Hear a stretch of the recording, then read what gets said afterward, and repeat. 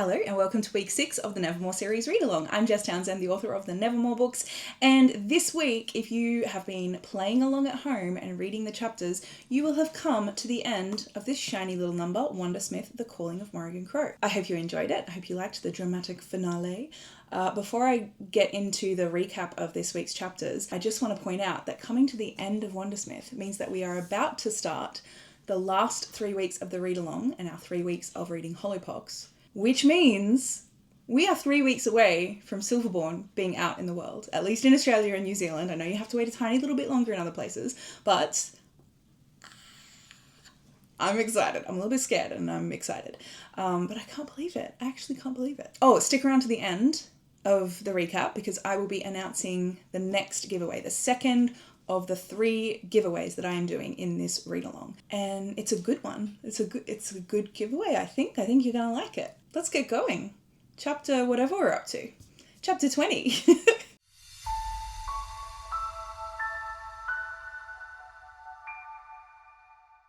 Chapter 20, Nocturne. So, after leaving the Museum of Stolen Moments, Morrigan did not make it back to Woonsock in time for them to all pass their exam. And that extremely ridiculous, unfair rule that a fail for one meant a fail for all means that they all failed that exam together because of Morrigan. And with the exception of Hawthorne, who knows more about the situation because Morrigan has filled him in, and also Cadence, who just seems to like her more because she made them fail their exam. That's Cadence for you. No one in Unit 919 is happy with Morrigan. No one is talking to her. They are all utterly shunning her.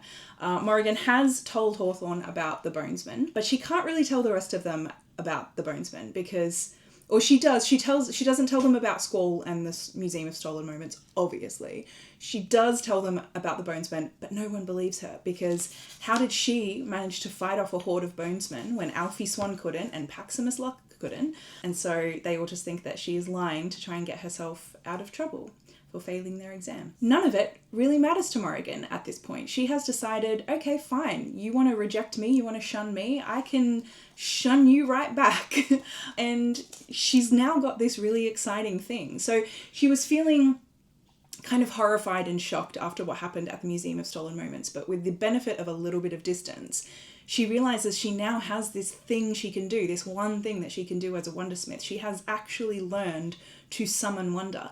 And she starts to realize that she can control it if she's really careful. She just has to not let the summoning and the gathering of wonder build up too much. So she will sing one line or a couple of lines and she'll never go into a second verse. She sort of gathers it and then lets it dissipate. And that allows her to feel that feeling of kind of power and of being in control, but without having the scary side effect of feeling like it's overwhelming her. So she's kind of enjoying herself. She keeps sneaking away to practice. And she's doing this one day in the grounds of Woonsock and realizes she has to get back to her class. And she's just considering whether she should wag. I don't think you have this word wag in other places. Wag, in the UK you would call it skiving off school. I'm not sure what in America I think you call it playing hooky. I'm not sure what you call it in other parts of the world, but in Australia we call it wagging school. At least we did when I was in school. Not that I was wagging school ever, mum. So she's thinking about wagging, playing hooky skiving, and just as she realizes, no, I can't do that, it's not realistic, I have to go to my class, she looks and sees Jupiter North, running up the drive as if she conjured him there by magic, ginger hair flying behind him, a smile lighting up his whole face. And he stops and he waves at her and he yells out, he says, "Mog, I've come to bust you out." Morrigan watched his broad grin fade to confusion as his eyes dropped to her other hand, where she was absent-mindedly and expertly lacing a golden thread of wonder through her fingertips.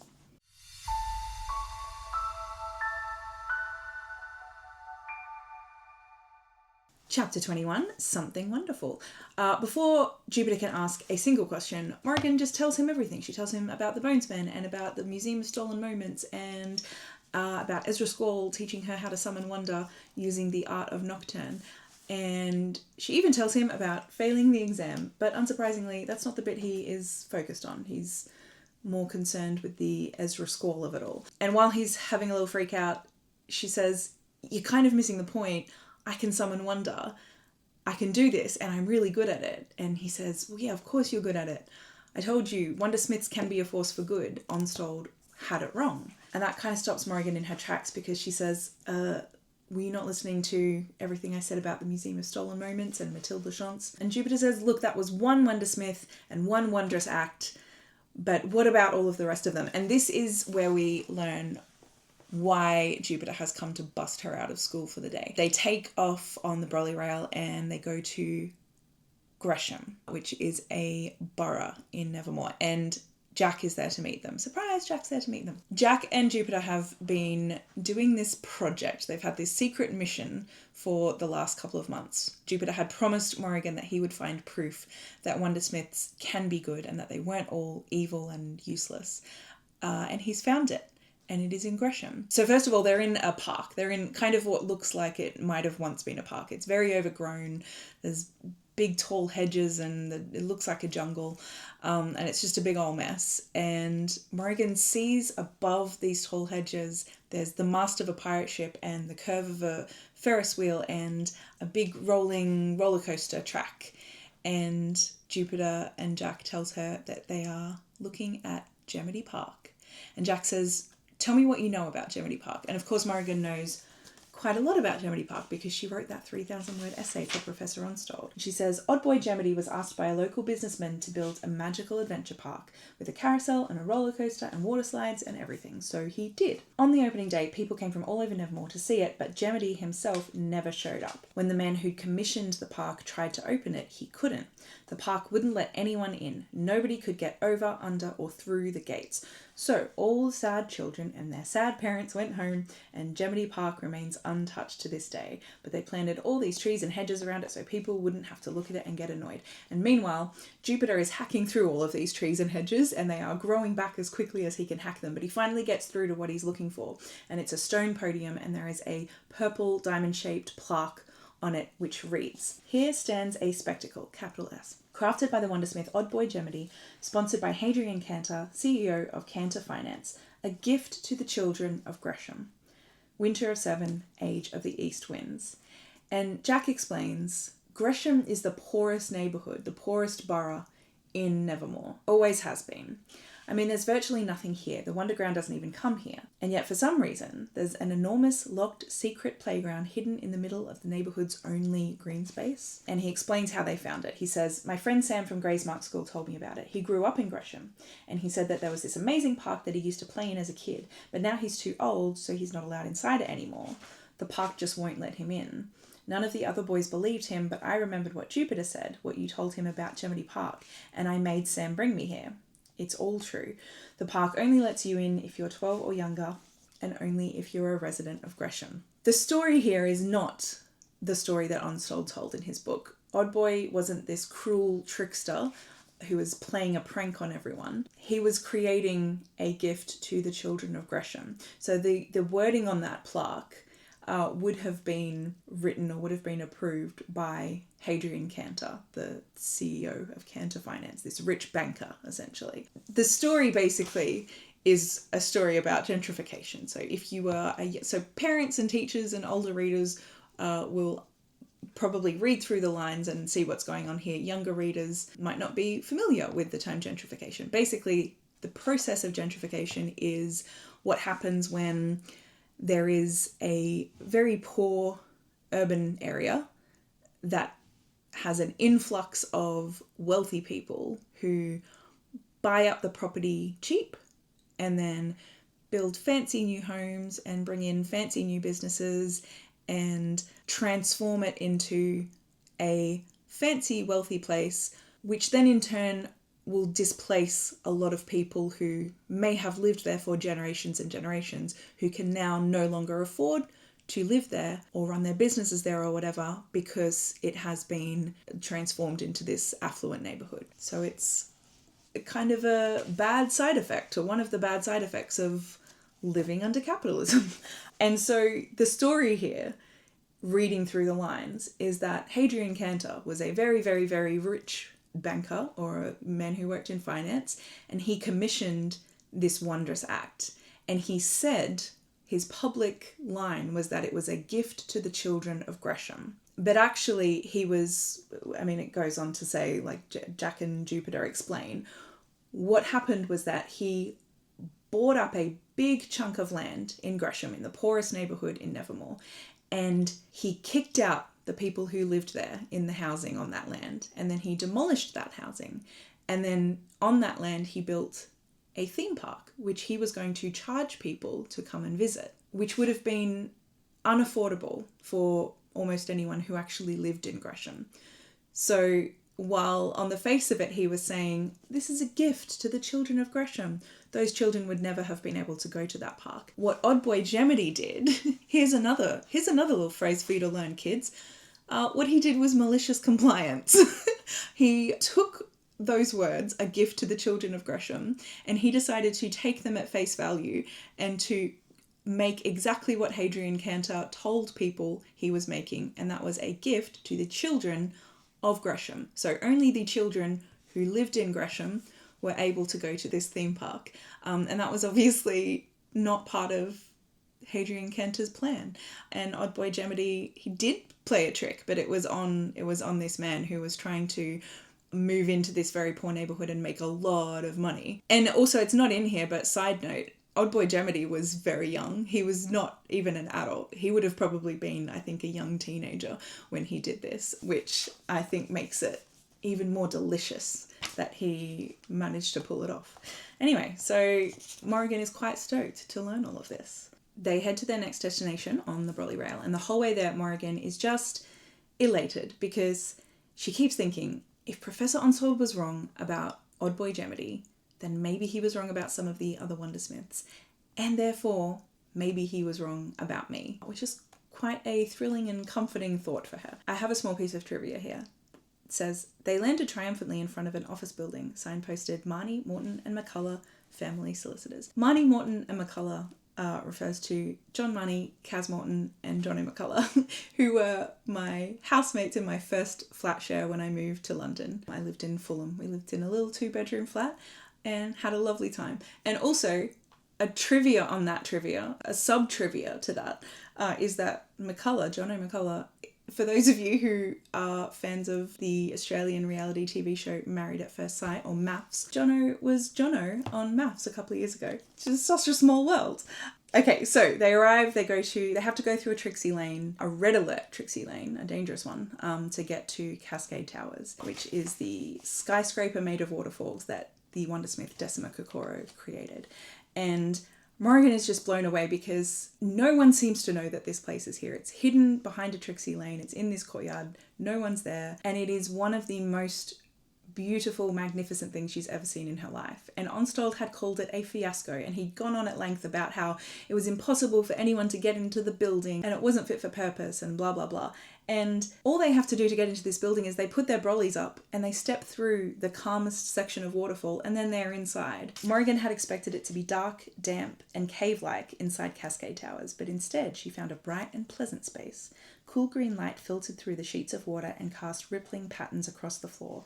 The building was huge and empty, silent, like a cathedral made of sea glass. And once again, there's one of those plaques, and it reads, "Here stands a singularity crafted by the Wundersmith Decima Kokoro, sponsored by Senator Helmut R. Jameson. A gift to the people of Nevermoor, spring of 7, age of the east winds." So these words, singularity, spectacle. She remembers that Squall had called the Museum of Stolen Moments a singularity. Onstold's classification system that he refers to in this book, it only had 5 possible things that a wondrous act could be classified as: a misstep, a blunder, a fiasco, a monstrosity, and a devastation. He never mentioned spectacles, he never mentioned singularities.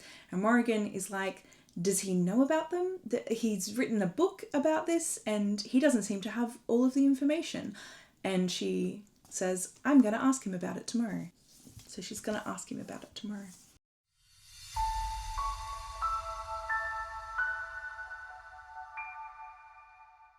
Chapter 22, The Treacherous Timekeeper. So Morrigan and Hawthorne heading into school the next day. Hawthorne is totally preoccupied by the fact that it is almost Hallowmas. So he is talking about costume ideas and parties they might go to and how exciting it is that they're about to march in the Black Parade for the first time. But all Morrigan can think about is Professor Onstold and how very wrong he has been all of this time about Wundersmiths and the wondrous act spectrum. And by the time she gets into class, she's absolutely fuming and she is ready to have it out with this man. And she thinks what she's doing when they have this conversation, she thinks that she is educating and informing him. She thinks that she's saying to him, you've gotten it wrong. You've had it wrong all this time. You are mistaken. Missteps, blunders, whatever. You said they were the only kinds of wondrous acts, but also there's singularities and there's spectacles. I know because I've seen them. She thinks she's trying to convince him that he has made a mistake about Wundersmiths and that it's worth investigating further, because if he was wrong about Old Boy Gemity and if he was wrong about Decima Kokoro, maybe he's wrong about the other Wundersmiths. And it slowly dawns on her that he's not mistaken. He's a liar. Because he doesn't look surprised by any of the things that she's telling him. His only concern is that someone might overhear her shouting from out in the hall. And it clicks for her. She remembers the name of his book, Missteps, Blunders, Fiascos, Monstrosities and Devastations, an abridged history of the wondrous act spectrum. And she remembers his definition of abridged: edited, abbreviated, shortened. He has edited, abbreviated, shortened Wundersmith history. He has twisted it. He has lied about it. And she says to him, you are a liar. You knew all of this stuff. And you've been making out to me and everyone else that Wundersmiths are this terrible, terrible thing and they've never done a good thing. And you've been lying this whole time because you know exactly what I'm talking about. In the midst of this, she rips out the chapter of the book about Odd Boy Gemity and she tears it up into confetti and lets it fall to the floor. And in the midst of this big argument, Mildmay wanders into the classroom. He hears their raised voices and he says, is everything okay? And Onstold is quite rude to him and calls him young man. Get out of here, young man, basically, which really offends Morrigan because Mildmay is her favourite teacher and he is a good teacher. And he is also Professor Onstold's colleague, and Professor Onstold is being condescending to him. And this just enrages her even more. But Mildmay says, okay, fine, I'll go. And on his way out, he bumps into the desk and his things, all of his books and everything go flying. And then something very strange happens. Morrigan felt suddenly as if the world and everything in it was grinding to a halt. The air around her felt as thick as molasses. It was like time had slowed down to an unbearable speed, or as if time had become solid and was somehow holding her in place. Her mind worked as fast as ever, but even her eyeballs were moving at a snail's pace, refusing to look where she desperately wanted them to look. In her peripheral vision, she saw that across the room, Mildmay too appeared almost immobile, his belongings floating in the air, floating in time around him. And she realizes that this is Onstold's doing, because although he is moving at his regular old snail's pace, he is moving at a normal pace. He is unaffected by this strange freezing of time, and he wanders out of the room, scooping up the book and taking it with him. And once time goes back to normal again and Morrigan and Mildmay are freed, Mildmay is shocked by what has just happened. Good grief, I had no idea. I always assumed Professor Onstold was mundane. I didn't know he was a timekeeper. I didn't know there were any timekeepers left in the unnamed realm. And he explains that timekeeping is a very rare knack. There are different strands of timekeeping, different ways to use and manipulate time. Preservation, shrinking, looping, stretching. Seems like old Onstold is a stretcher of time. I can hardly believe it. And Morrigan says, yeah, that sounds about right. He's also a stretcher of truths. So Morrigan ends up telling Jupiter everything that has just happened, and Jupiter is furious and he says that he has to tell the elders, and he will do so tomorrow before the Black Parade.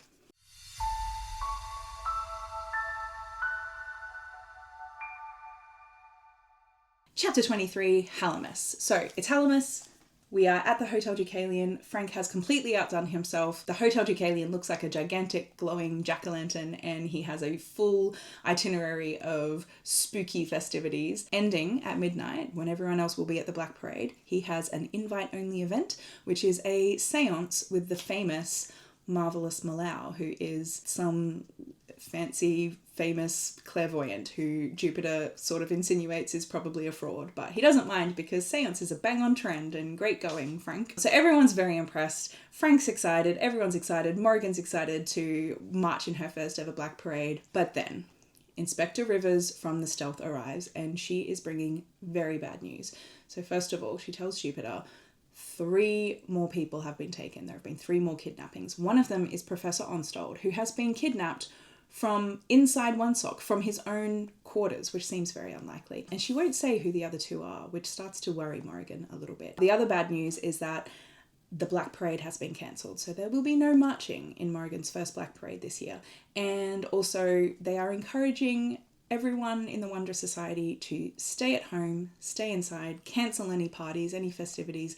And she says, Jupiter, we are hoping that you will set a good example since everyone looks up to you. And so, of course, Jupiter has to break the news to Frank that his big Hellmas celebration is a bust. Morrigan is starting to get worried at this point because Hawthorne is supposed to be there already and he's late and he hasn't shown up. But thankfully he arrives just in time. So he is not one of the people who have been kidnapped. Of course, the first thing they do is rush to Morrigan's station door, but it's locked, so they can't even go in and make sure that everyone else in the unit has gotten the message to stay at home. All they can do is stay in the Hotel Deucalion and kind of wait it out. And Jupiter has been told by Inspector Rivers and the Stealth that they will need him to be on standby because basically the ghastly market is back and they don't know where it is because obviously it's not going to be in the same place again. And so they are all out looking for where it could be, and once they've nailed down a vague location, they're going to call in Jupiter to help. So all they can do is wait and kind of make the best of things. And so Jupiter tells Frank, okay, fine, you can have your seance. Just with the people who are already staying in the hotel, you can have your seance on the rooftop at midnight. That's fine.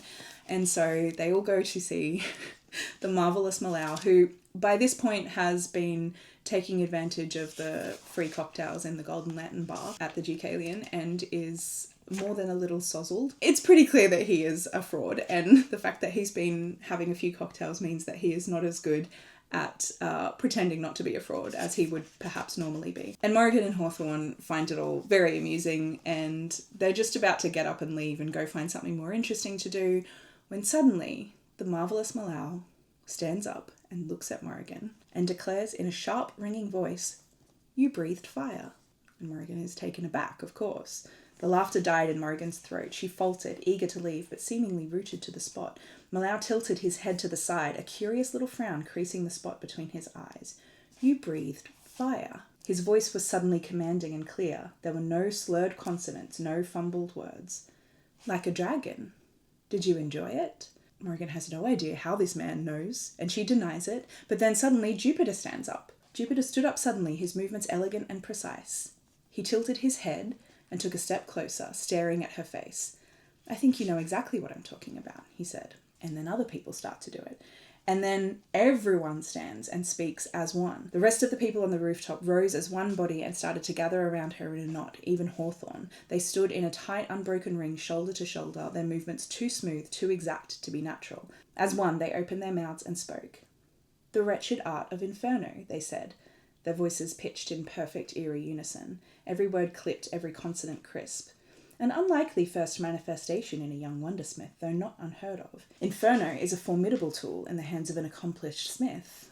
They leaned back ever so slightly, surveying her coolly over their noses. But of course, you are far from accomplished. Morrigan has no idea what's happening, but she does start to figure it out. As one, they tilted their heads gently to the side, the corner of every mouth twisted into a familiar grin. The sight of it made Morrigan's breath catch in her throat. Cold, sickening fear pooled in the pit of her stomach. "You," she whispered.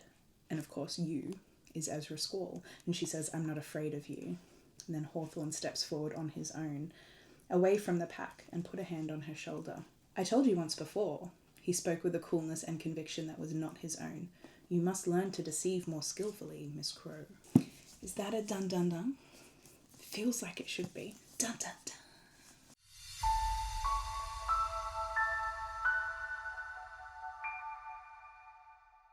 Chapter 24, The Wretched Art of Inferno. There's a lot to cover here. We learn a lot of stuff. I'm going to try and whiz through it and just cover the sports highlights as much as possible, but we'll see. Hawthorne, Jupiter, everyone on the rooftop is being puppeteered by Squall, and it's very spooky and creepy, and Morrigan says leave them alone, and so Squall eventually does. They all power down. Doo-doo-doo. And the crowd sort of parts and shows Squall on the other side of the rooftop, leaning very casually, very cool against the balustrade. And Morrigan can see kind of the faint outline of the gossamer around him. So she knows that at least he is not there in person. He is still just on the gossamer.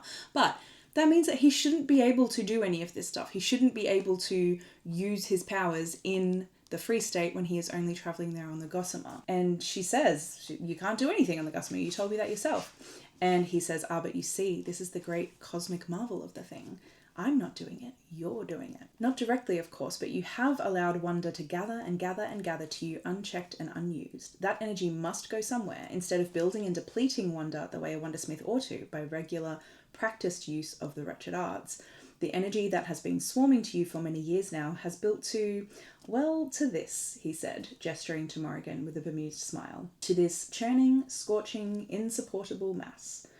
Wonder has grown tired of waiting, and while you've lacked the courage to use it, you are allowing it to use you. And even better, you are allowing me to use wonder through you. So what's happening here is that this huge amount of wonder that has been gathering to Morrigan has made it easy for Squall to lean on her through the gossamer, to sort of nudge her through the gossamer and use her powers. Now, I don't think it's in here from memory, unless it's in a later chapter or unless it's maybe in the next book, I can't remember, but Squall got this idea from what happened at the end of Nevermoor, when Morrigan travelled to Crow Manor with him on the gossamer, and then she was able somehow to conjure a big blinding light. And if you recall, he was shocked by that. He didn't know that that could happen. And following those events, he has basically gone away off the page and figured out what happened, that there was some kind of confluence of events, whether it was him having gathered a huge amount of wonder, maybe paired with the fact that Morrigan is this very unpracticed, unpolished wondersmith, but had a lot of wonder gathering around her as well. And something happened in there where she was somehow, because of those things, she was able to sort of use his powers through the gossamer, which he had never seen before. But he's figured it out, and this has allowed him to kind of finesse that process a little and use it deliberately. And so he explains to her, I've been doing you little favours. I've been helping you out all year long with the Charlton Five, Eloise and the Charlton Five. It was Squall who made them turn their weapons on themselves. She couldn't do that. And when the Magnificub turned into a big, scary, raging beast at the Ghastly Market, that wasn't her either. She didn't have the skill to do that. He was doing that through her, using this vast amount of wonder that was gathering around her to make things happen. And she says, oh, and when I breathed fire, that was you too. And he says, no, that was actually you. That was wonder getting tired of you not doing anything. He says that spark of fury was all yours, but it was wonder that unleashed it. Wonder wishes to be used and directed by the only people born with the ability to use and direct it. But if we're not careful, if we allow it to express itself too freely, it will use us instead of the other way around. Morrigan shook her head. I don't understand. What are you saying? I'm saying you breathed fire because wonder wanted you to breathe fire. Squall had an unsettling, fanatical look in his eye. A strange thrill ran down the back of Morrigan's neck. She found his zeal for wonder contagious, and that realization made her feel a bit sick. I am saying that for one shining, triumphant moment you became a dragon, Squall continued, because wonder grew tired of you being a mouse. And he goes on to kind of wax lyrical about wonder being a parasite, wonder's our enemy, wonder is a villain that's always watchful, that never sleeps, and it's gathering around her, and it's, But then he also contradicts himself by saying that wonder views the wondersmith as a friend, a kindred spirit, someone to communicate with, true love. That is the story of wonder and the wondersmith. You just said wonder is the enemy, said Morrigan, confused. It amounts to the same thing, he said, a hint of icy impatience cutting through his calm veneer. Wonder is obsessively, dangerously in love with the wondersmith. That energy has to go somewhere. Do you realise, Miss Crow, how close you have come to self-combustion this year? Do you realise that the things I've done have saved your life? He laughed, not to mention the other favours I've granted you. So he has done these things, and essentially it has saved her life because that wonder was building and building and had to be used somehow. So he was depleting it. He was using it through her. And without him having done that, it probably would have killed her in that time. And he also mentions the favours that he did with the Charlton Five and so on. And he says, who got the useless lying tortoise out of your way? You're welcome, incidentally. And she says, the Ghastly Market, that was you. And he's such a drama queen, he takes a little bow and says, ta-da! Alfie and Professor Onstall, you took them to be sold like animals. He rolled his eyes skywards. Goodness no, that sounds too much like hard work. All I did was pull a few strings. He wiggled his fingers again. You'd be shocked at how easy people can be to manipulate. Even inside the impenetrable walls of your precious society, I was able to find a pair of willing hands. But then I've always had a knack for finding the weakest link in the chain, and Morrigan can't believe that anyone in the society would do that, would kidnap or be involved somehow in kidnapping society members to be sold on the ghastly market. Even Baz Charlton, she wouldn't believe it. And throughout this, he also lets slip that it is the mesmerist and the oracle who have been taken. They are the other two abductees that Inspector Rivers was talking about. So Cadence and Lamb have been taken for the ghastly market, which of course sends Morrigan into an absolute panic. He says, "You've taken Cadence and Lambeth. They're my friends. How is that supposed to help me?" Squall gave a humourless laugh. "I've done no such thing. I'm afraid my little society puppet, my pair of willing hands, may have got a bit greedy. There are powerful people inside the Free State and out who would pay almost any price to get their hands on some of the knacks going to waste in the society. Those are two very useful gifts. And if the rumours are true," he continued, rocking on his heels, "there's a fourth item up for auction tonight. Highly covetable." There was a hint of a laugh in his voice.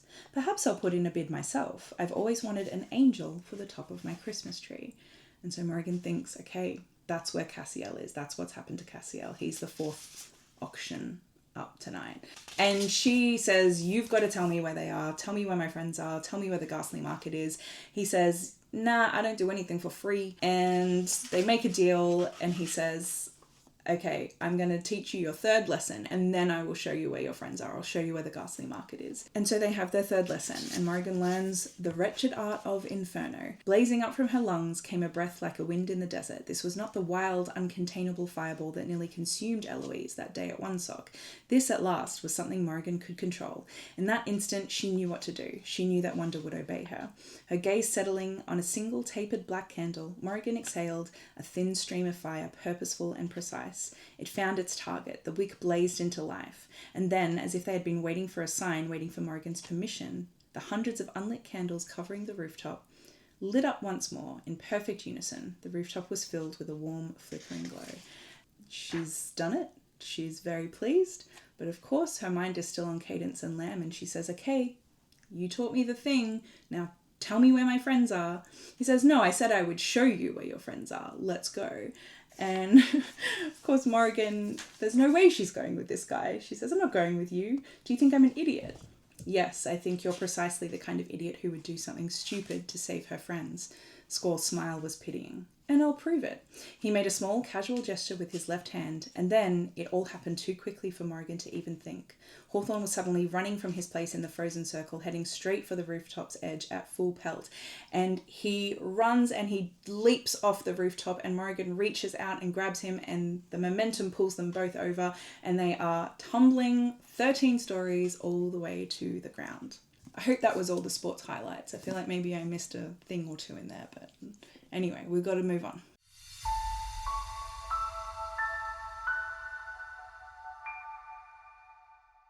Chapter 25, Traitor. So Morrigan braces for impact, but it never comes. She and Hawthorne don't land, they don't crash. Instead, there is a howling of wolves and a braying of horses and a clattering of hooves, and they are swept away by the Hunt of Smoke and Shadow, who have been waiting to catch them. And they race across the city, and they are left in front of the Museum of Stolen Moments. And Morrigan realises this is where the ghastly market must be being held. And Hawthorne comes back to himself, and he's a bit disoriented, and Morrigan has to explain everything that has happened and the fact that Cadence and Lamb have been kidnapped and that they're inside in the Museum of Stolen Moments where the ghastly market is. And as she's explaining all of this to him, they are interrupted by a whispering voice from the darkness, and they turn to see Henry Mildmay, of all people, who is descending the steps of the Museum of Stolen Moments and coming towards them and saying, "You have to get out of here. This is not safe for you to be here." And Morrigan thinks, oh, he must have been helping the Stink and the Stealth, because Inspector Rivers had told them that some of the teaching staff were helping to find where the ghastly market is because it was one of their own, Professor Onstold, who had been taken. And she says, "Are you here with the Stealth? Do they know? Do we need to send a runner? Do we need to tell Jupiter?" But Mildmay is just panic-stricken and trembling and sweating and visibly upset. And he says, "Miss Crow, the Wundersmith, if he knows you're here, you're in great danger. He's trying to lure you here. He wanted me to bring you myself, but I couldn't. I wouldn't do it anymore." And so it comes out that it is Mildmay who is the willing pair of hands. Mildmay, who has been Squall's puppet inside the society all of this time. Of course, Morrigan and Hawthorne are baffled and sickened, and Mildmay spins this heartbreaking tale of basically his villain origin story of why he did what he did. I was weak, he continued. I admit it, I was bitter and jealous. Everyone knows I'm the weakest in my unit, the boring one. Map boy, that's what they always called me. His face twisted into something ugly. I wanted to be important, so when the Wundersmith came to me, when he asked for my help, me of all people, I thought I'd found a way to get back at them. Squall's the most powerful man in the Wintersea Republic. He promised me a place in his empire, a seat at his right side. How could I turn that down? He paused. At first, all I had to do was pass on bits of information. I didn't know anyone was going to get hurt. You have to believe me. So he's been passing on info about who has a rare knack and where they live and when they might be alone, what their routines are, as Morrigan puts it, who to kidnap and how to kidnap them. And Hawthorne and Morrigan are just disgusted, and they are so the wrong audience for Mildmay's crocodile tears. He's there trying to get their sympathy by spinning this tale of how he was just a boy with a boring knack and it's not his fault and he was forced to do it. But Morrigan and Hawthorne are both very loyal friends and they could never conceive of doing anything like what Mildmay has done. But Mildmay is trying to impress upon her. He says, the Wundersmith wanted me to set you up too, but I refused. I couldn't do that to you, not to my best student. I refused to work for him anymore. That's why I'm here. I knew he would try to lure you to the ghastly market tonight. So I've been waiting outside, hoping to stop you. I couldn't let them sell you too. Again, this really falls on deaf ears because Morrigan and Hawthorne just say, but you could sell out Cadence and Lambeth? What's the difference? And Squall emerges from the darkness saying, bravo, Henry, what a performance. And it's Squall who tells them the truth of the matter. Henry would love for you to believe he was trying to save you from the auction, Miss Crow, but he knows I didn't bring you here to be sold. He knows I set up this entire affair so that you could be the hero who shut it down, so that you can finally become the Wundersmith they all fear you will. You need to be allowed to start using the powers you have been gifted, said Squall, raising his voice even louder, before the wonder you've been gathering becomes as bored as I am and chokes the life right out of you. He explains about Henry's motivations. Henry here has decided it's against his interest to allow you to shut down the ghastly market, Miss Crow. It's become quite the little owner for you, hasn't it, dear boy? You're getting yourself a reputation among Nevermoor's wealthiest and most nefarious. Wouldn't want to let them down, would you? And he explains, he's trying to stall you. He is out here spinning you this dreadful tale, but he's trying to hold you up while the auction carries on inside so that he can get his commission. And when Mildmay realizes the jig is up and also he's probably stalled long enough and he thinks that they've probably handled things inside, the mask drops completely. And we realize, yeah, it was all just a story that he was telling. There was no sad origin story of his villainy. He was just a guy with a boring knack who was never going to be famous like the great Jupiter North and was never going to get great wealth from his knack. And he decided to throw a bunch of his fellow society members under the bus and make a quick buck from it. And Morrigan is enraged. She is now beyond disgusted. She is absolutely infuriated and she launches herself at him and knocks him to the ground. And we get the sense that she's probably about to attack this guy, but it is Squall who is the voice of reason and says, lady, your friends are inside. You should probably go rescue them, remember? And so off Hawthorne and Morrigan go into the Museum of Stolen Moments, leaving Mildmay to his fate. Only when they'd reached the museum steps did Morrigan look back, turning at the sound of a sudden unearthly howl. Through the darkness, she saw 100 red eyes burning like fire. I'll take care of our dear friend Henry, Squall's cold voice rang out from the shadows. Never fear. And so, as far as we know, that is the last that we see of Henry Mildmay. Bye, loser.